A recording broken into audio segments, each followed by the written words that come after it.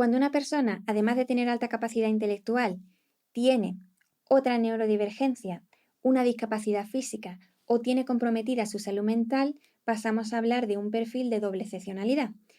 Este perfil ha sido uno de los grandes ignorados y no entenderlo ha sacrificado grandes potenciales, porque cuando no sabes que no tienes solo alta capacidad, sino que además eres autista o tienes TDAH o dislexia o depresión o TOC, lo más probable es que acabes oyendo un pero detrás de la frase eres muy listo. Así que, por ejemplo, te dicen que eres muy listo, pero eres muy vago, o eres muy listo, pero no sabes relacionarte. Esto expresa un desconocimiento de un perfil que aúna tanto habilidades excepcionales como desafíos muy específicos. Y debo decir que las habilidades no vienen solo de las altas capacidades intelectuales, que las neurodivergencias pueden añadir fortalezas a tu desarrollo intelectual, como por ejemplo una gran capacidad para observar los detalles en el caso del autismo, o un absoluto placer al concentrarse en un objetivo sin oír nada más de lo que hay fuera ni del mundo exterior en el TDAH y su hiperfoco. Y estos perfiles de doble excepcionalidad están ahí, tan ahí que están en la música que escuchamos. Y hoy quiero que hablemos de músicos que son al menos doblemente excepcionales. Y digo al menos porque en el caso de que tengas más de una excepcionalidad asociada, entonces ya hablamos de personas multiexcepcionales.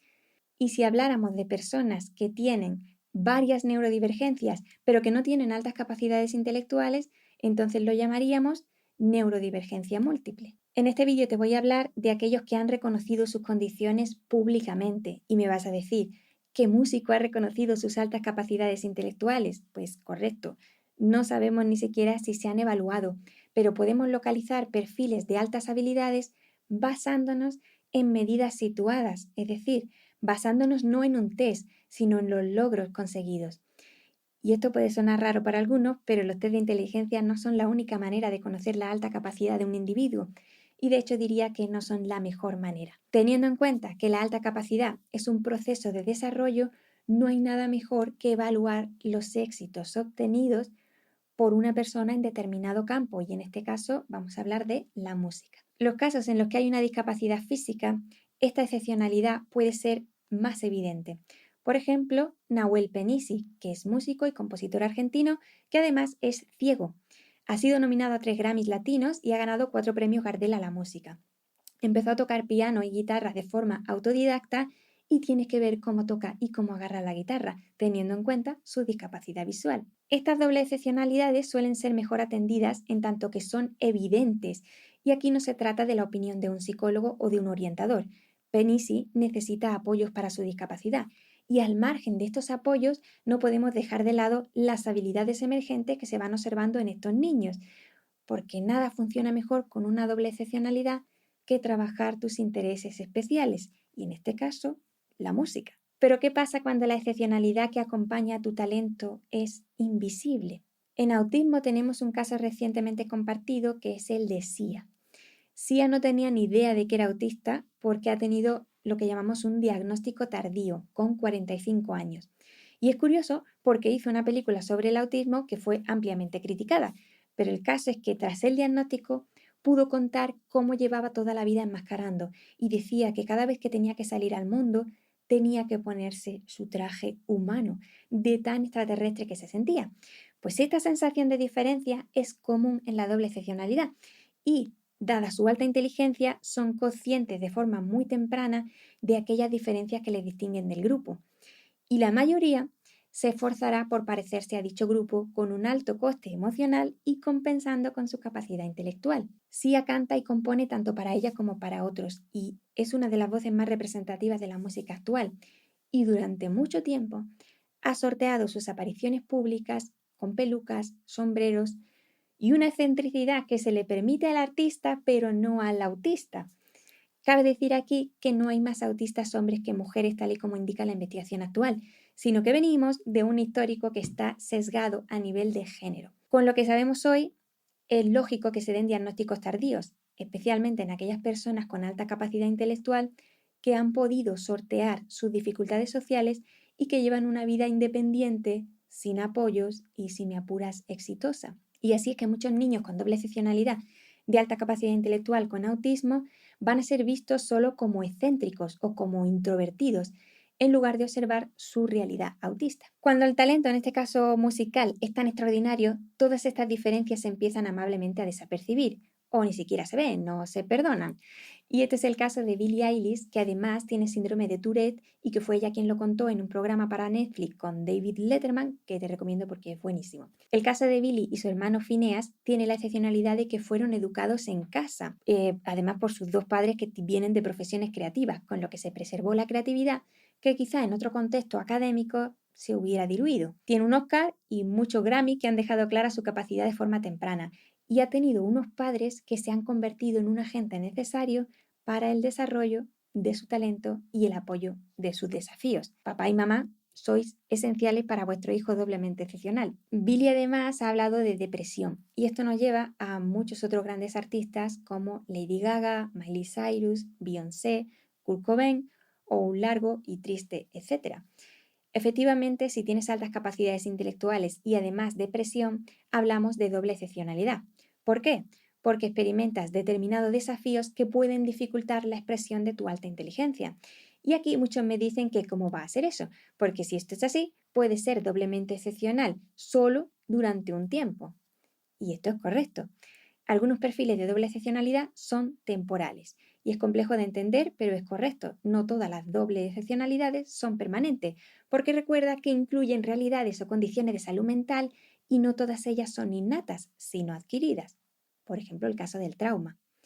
Igual ocurre con las altas capacidades intelectuales, que no todas las características son permanentes, sino que están sometidas al proceso de desarrollo. Y habrá momentos de tu trayectoria vital donde se verán y otros donde no, porque somos seres dinámicos. Y además, en cada uno tendrá una manifestación diferente. Y aquí podríamos añadir el caso de la precocidad, que es un perfil de alta capacidad temporal. El mismo caso ocurre con los trastornos alimenticios que se dan con más frecuencia de la que nos gustaría en las altas capacidades, en una mezcla explosiva de perfeccionismo y a menudo de otras neurodivergencias que ocurren, como el autismo, donde prevalece una necesidad de control, estructura, seguimiento de normas y una necesidad por adaptarse a los moldes externos. En esa bomba tenemos, por ejemplo, el caso de Elton John, de quien no puedo poner en duda su talento y quien ha expuesto sus experiencias con la bulimia.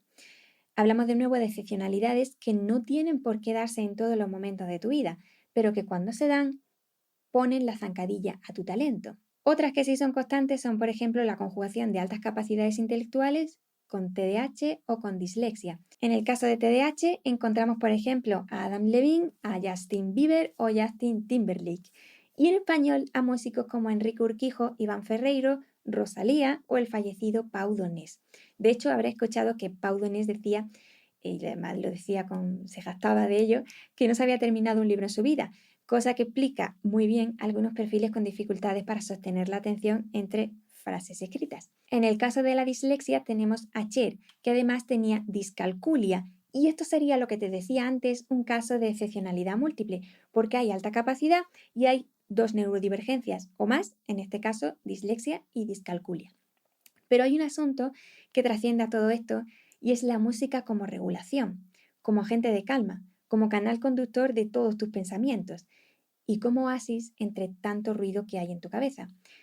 Además de las que hemos citado, puede haber más excepcionalidades que no hemos nombrado hoy, como por ejemplo ser sordo, tener TOC o desorden de procesamiento sensorial. Todo esto lo tienes en una descarga gratuita en mamavaliente.es. En cualquier caso, cuando hablamos de realidades donde el sistema sensorial puede estar comprometido, la música puede ser el salvavidas. Y no ya porque compongas o cantes como los casos que hemos visto, sino porque la oigas. Decía Oliver Sacks en Musicofilia que nada activa tanto el cerebro como la música, pero no te hablo necesariamente de terapias con música, sino de incorporar la música en tu vida. Para algunos, tocar un instrumento en la adolescencia les salvará de ese choque constante con la realidad neurotípica, y para otros, repetir la misma canción una y otra vez en su cabeza o en sus cascos le va a traer la constancia y seguridad que necesitan. La música estimula de forma oral, auditiva y también física, pero especialmente activa tu mente y puede ser impulsora de ese talento que no todos pueden ver porque permanece camuflado en tu doble excepcionalidad. Y en estos casos, ofrecer música a los niños No se trata solo de ética de cuidado, sino de poder potenciar ese talento y de tener a la música como catalizador. Porque las altas capacidades no son algo con lo que naces y ya está, sino algo que construyes a partir de tu base neurobiológica excepcional. Y la música, no me cabe duda, ayudará. En Estados Unidos, la definición más extendida de la doble excepcionalidad es la de una alta capacidad unida a una discapacidad. Pero dice mi marido, que justamente es músico con TDAH, que la verdadera discapacidad es no conocer tu condición y con ello no poder hacer las adaptaciones pertinentes para dar a conocer de qué eres capaz. Me despido aclarando que al hablar de músicos con alta capacidad intelectual, nos hemos basado en sus logros y rendimientos adultos y no evidentemente en su CI o en su cociente intelectual.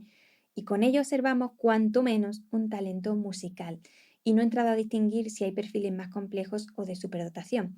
Sobre todo esto tienes otro vídeo.